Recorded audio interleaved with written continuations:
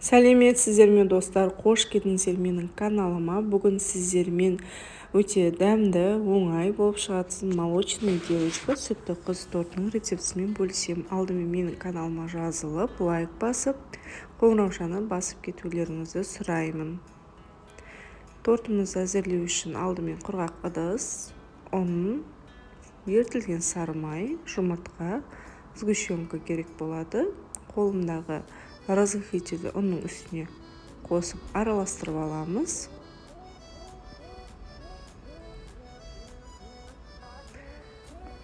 Жұмыртқаны миксерлейміз.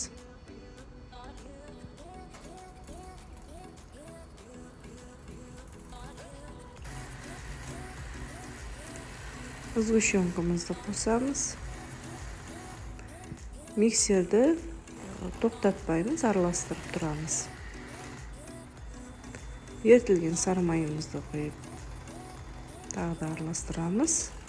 Осы жерде мән беріңіздер, миксердің жылдамдығын баяулатып, ұнды аз-аздан қосып араластырамын. Өйткені ұн өзіңізге қарай, кері қарай шашылып кетуі мүмкін. Барлығын араластырып болдық. Бізде осындай қою қаймақ сияқты масса дайын болады. Пергамент қағазын осындай формаға салып,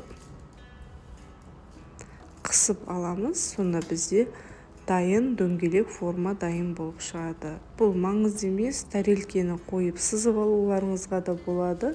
Әркімнің қалауы бойынша маған осы әдіс ыңғайлы. Пергамент қағазының качествосына мән беріңіздер.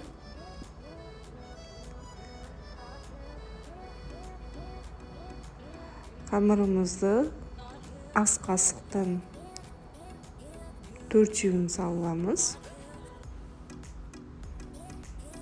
Осылайша 5 коржға жетті менің қамырым.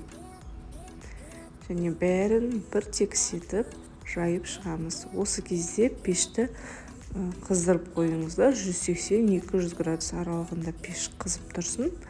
Әрбір коржымыз 10 немесе 8 минут аралығында пісіп шығады. Менің корждарым пісіп шықты. Енді шет-шеттерін кесеміз. Ол үшін мен осындай арнайы тортқа арналған формам бар. Ал сіздер, егер бұндай форма болмаса, тәрелкені бетіне қойып, шет-шеттерін пышақпен кесіп алсаңыздар да болады. Тортты әсемдеу үшін мен вафельный крошка дайындадым. Бұл жерге сіздерге құрамын тастап кетемін. Жасалу өте оңай және өте жылдам пісіп шығады. Енді кремін дайындаймыз. Сүзбелі ірімшік, қант ұнтағын бірінші жақсылап араластырып аламыз, өйткені арасындағы іртіктерін жазу керекпіз. Енді сливкиді құйып, кремін дайындаймыз. Басқа торттарға дайындағанда креміміз өте қою болу керек, ал сүтті қыз тортының кремінің ерекшелігі кішкене сұйықтау болады. Енді торттарымызды жинаймыз, формаға салып, кремімізді құйып, текстеп жағып шығамыз. Осылайша 5 коржымызды де қайталап тортымызды құрастырамыз.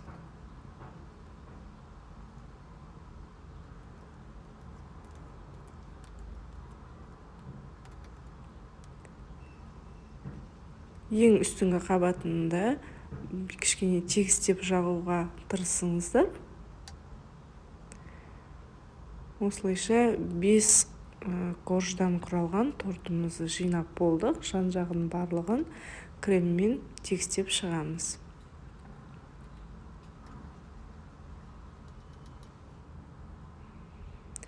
Жаңағы жасалып шыққан вафельный крошкамызды қолымызбен осылай мұжғылап, шет-шеттерін тортымыздың әсемдеп шығамыз. Дөңгелек форманы мен дөңгелекті кішкене жақсылап орналастыру үшін крошкамыздың біркелкі болып шығу үшін пайдаландым. Коржды вафельный крошканы қосқанда үстінен астына қарай жабыстырамыз. Бірінші үстінен бастап жабыстырып, астына қарай төгілгенін қолымызбен тортқа қарай ығыстырамыз. Қалған кремдермен тортымыздың үстін әсемдеп шықтым. Маған осы сүтті құс торты өте қатты ұнайды, нәзік болып шығады. Міндетті түрде жасап көріңіздер. Сіздермен бірге болған Мадина Сапархан.